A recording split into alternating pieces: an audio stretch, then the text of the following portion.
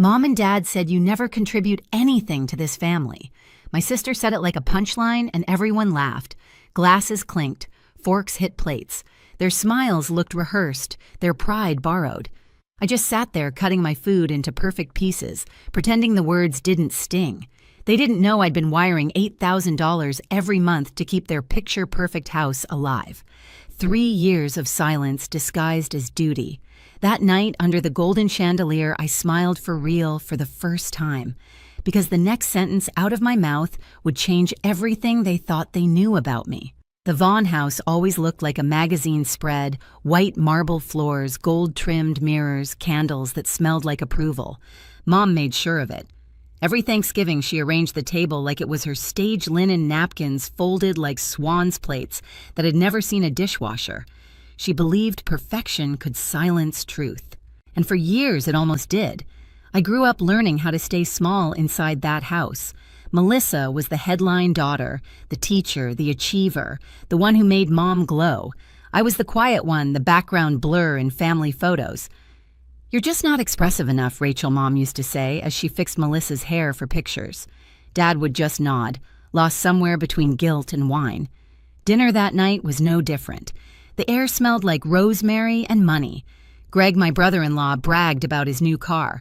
Mom laughed too loud. Dad poured another glass of Merlot, eyes down. The conversation was a performance we'd all rehearsed for years. Praise Melissa, ignore Rachel.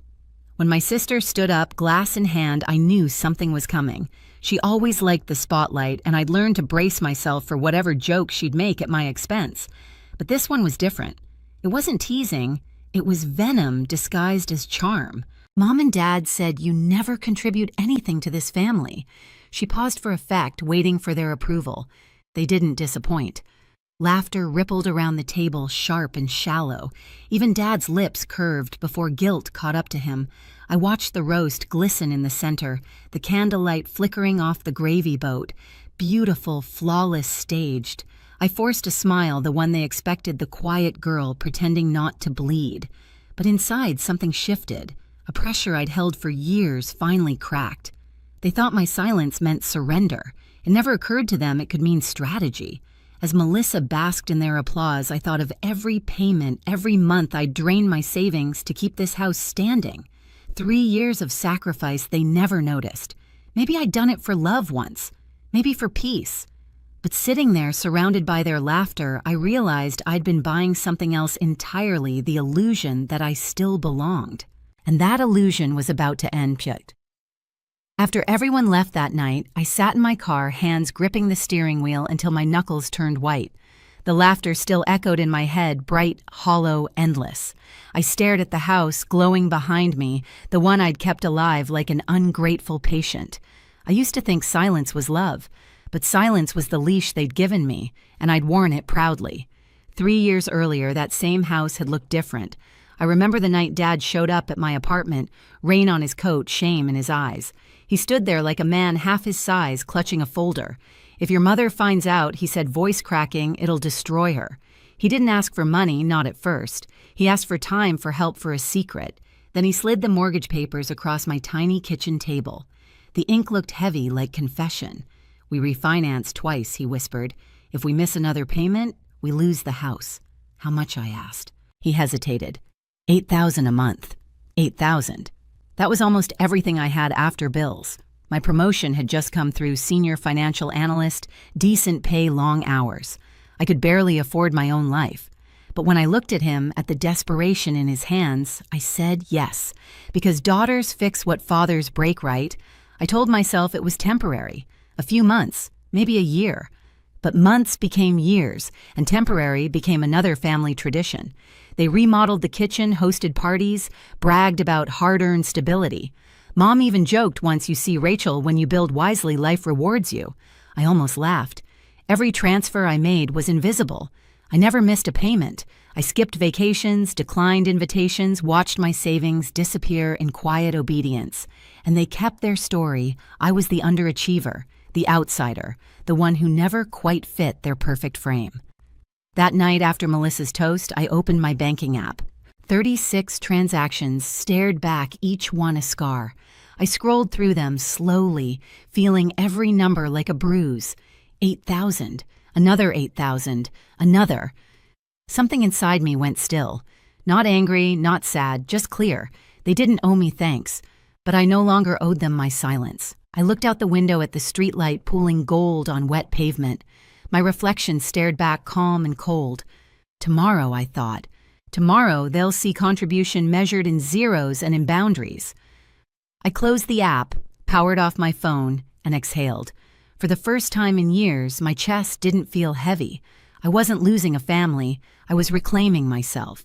The next morning, the city was still gray and half asleep when I sat at my kitchen counter, coffee cooling beside me. The numbers from last night wouldn't leave my mind. 3 years, 36 payments, $288,000. I opened my laptop, logged into my bank, and hovered over the automatic transfer. The button glowed blue, harmless, ordinary. I stared at it until my eyes stung. Then I clicked cancel. A single ping confirmed it. That tiny sound felt louder than every insult they'd ever thrown my way. For a moment, guilt tried to crawl back in. The part of me that still wanted to be the good daughter, the fixer, the peacekeeper. But peace, built on secrets, isn't peace. It's a contract signed in silence. I'd already paid the price. I opened a spreadsheet and typed out every payment I'd made, date, amount, reference number, evidence neat and undeniable. Each row steadied me. I wasn't erasing the past, I was documenting it. This wasn't revenge, it was record-keeping. It was truth. My phone buzzed with a message from Melissa family dinner again tonight. Don't be late, Mom made your favorite. My favorite. She always used that line like bait. I stared at the screen and almost laughed. Not this time. I put on my gray blazer, the one that made people at work listen when I spoke. At the office, I finished reports, answered emails, smiled when people passed by. No one knew that under the calm, something was shifting. Freedom doesn't shout. It hums quietly beneath your ribs, waiting for the right moment. That night, I drove to the house again. The windows glowed warm, the smell of garlic and wine spilling into the driveway. Inside, I could already hear their voices, light, cheerful, fake. As I stood at the door, I took one long breath. I wasn't here to argue. I wasn't here to explain. I was here to end it. I stepped inside. Mom greeted me with her usual tight hug that felt like inspection. Melissa smiled like she owned the room. Dad looked tired, older. Perfect timing, Mom said. We were just talking about gratitude. So was I. Dinner began like any other performance, too bright, too polite, too polished. The table shimmered under the chandelier, every dish gleaming like it had been arranged for a photo shoot. Mom loved the illusion of control. Even her salads had choreography. Greg poured wine like a sommelier on TV while Melissa retold the story of her latest classroom triumph. I sat quietly counting seconds between fake laughter. Dad barely looked up. His fork scraped the edge of his plate with rhythmic guilt. He knew. Maybe not what was about to happen, but enough. I could see it in the way he avoided my eyes. Rachel? Mom said, suddenly smiling too wide. You've been quiet again. Everything okay at work? Busy, I said. But good. Melissa chuckled. Busy surviving, right? Greg laughed, joining her rhythm like it was a duet. Come on, she's fine. She loves her spreadsheets. I smiled thinly. They keep me honest. Mom tisked softly, as if honesty were impolite. You know, if you just let loose a little? She can't, Melissa interrupted, waving her fork. Rachel doesn't know how to contribute unless it's silent. The air shifted almost imperceptibly. Dad cleared his throat. Melissa. But she was already leaning forward, eyes bright with self-righteousness. Mom and Dad said you never contribute anything to this family, she declared, just like before. And honestly, they're not wrong. It was the same line, same tone, but this time I was ready. The room laughed again reflexively like trained applause. That's when I smiled, a small, precise smile that didn't belong to the girl they thought they knew. Perfect, I said softly, setting down my fork. The laughter wavered, unsure where to go. Then I continued, the $8,000 I've been paying for your mortgage every month stops today. The room froze. Greg blinked. What Dad coughed, a sharp choking sound that cut through the silence. Mom's wine glass tilted dangerously before she set it down. Melissa stared at me face blank like she hadn't learned the language I was speaking. I reached into my purse, pulled out my phone, and slid it onto the table. Here, I said, tapping the screen. 36 transactions glowed in the reflection of the chandelier. Every month, 3 years, 8,000 each. Nobody moved. Mom's lipstick quivered. You? Dad asked me, I said evenly. The business failed, the partner disappeared. He didn't want you to know. All eyes turned to him. His shoulders caved. He didn't deny it. You said it would ruin her, I reminded him gently. And I believed you. Rachel, please. Mom whispered, color draining from her face. Not like this, like what I asked. Publicly, loudly. You preferred quiet, didn't you? That's what I've been paying for your silence. Melissa stood up. This is manipulation. No, I said, standing too. This is math. She opened her mouth again, but I was faster. You mocked me for not contributing. Let's measure it. $288,000.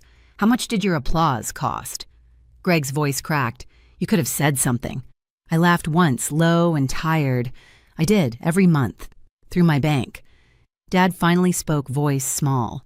We were desperate. I thought, you thought I wouldn't notice what it cost me, I said. You were right, until now. Mom's eyes glistened. We're family. You can't just stop. I already did, I said. Automation canceled this morning. The silence that followed was heavy trembling. The only sound was the hum of the refrigerator and Dad's shallow breath. Melissa crossed her arms. You're punishing them. I met her eyes. No. Punishment ends. Boundaries begin. Her jaw clenched. You're selfish. I've been selfless for 3 years, I said. Look where it got me. Mom's hand trembled as she reached for my sleeve. Please, we can fix this. I stepped back. Fix it with your own money. Her hand fell. Dad looked at me like a man finally realizing the depth of his own reflection. Rachel, he whispered, I didn't think it'd go this far. It already did, I said. You just never looked down. For a long moment, nobody spoke. The golden room, once so pristine, looked warped under the truth. Then I said the last thing I'd come to say. If contribution means pretending you win, if it means sacrifice, I already did my part. I picked up my phone, slid it into my bag, and pulled my coat from the chair. Rachel, wait, Mom said weakly. Don't go. I paused in the doorway, light pooling around me. Start contributing, I said quietly, to the truth. And then I left. Outside, the cold hit like a baptism. The sky was a blank, merciful gray. My phone started buzzing in my pocket, Dad, then Mom, then Melissa. I let it ring. For years, I'd been funding their silence. Tonight, I finally earned mine. The calls kept coming that night, missed calls, voicemails, messages stacked like apologies. I wasn't ready to open. I let them echo into the dark while I sat on my couch, wrapped in the kind of quiet that didn't hurt anymore. It was strange how peace could sound so much like absence. Days passed, then weeks. I didn't send another $1. Eventually, the text changed tone from angry to pleading to resigned. The house went up for sale in the spring. I drove past it once, just once, to see the for sale sign tilted in the wind. The windows were dark. No candles, no performance, no applause. Mom emailed me months later. We're moving into a condo. Smaller, but it feels lighter, she wrote. Beneath it was one line that almost undid me. I'm sorry we didn't see you. Melissa called too. Her voice was soft, unsure. She said they'd started counseling. She said she finally understood what contribution really meant. I didn't rush to forgive her, but I listened. Sometimes that's enough to start over. Dad sent a photo of the new place. No marble floors, no chandelier, just sunlight through a kitchen window and a coffee mug in his hand. He looked real. I never moved back into their story. I stayed in mine. I bought a small apartment with big windows, the kind where morning light doesn't ask permission to enter. Some nights I still hear that laughter from the dinner table, sharp and hollow, but it fades fast. Because now, when I think of contribution, I think of boundaries, not sacrifice. And when I think of family, I think of truth, not applause. Sometimes peace doesn't come from forgiveness. It comes from finally drawing the line no one else dared to. I didn't need their applause to know my worth. I just needed to stop funding my own silence. Now every morning sunlight hits my coffee cup and I remember contribution isn't measured in sacrifice, it's measured in honesty. If you've ever been told you're not enough, let this story remind you, your boundaries are your freedom. Drop a comment, tell me your story, and hit like, share, and subscribe for more real stories about strength family and the power of quiet revenge.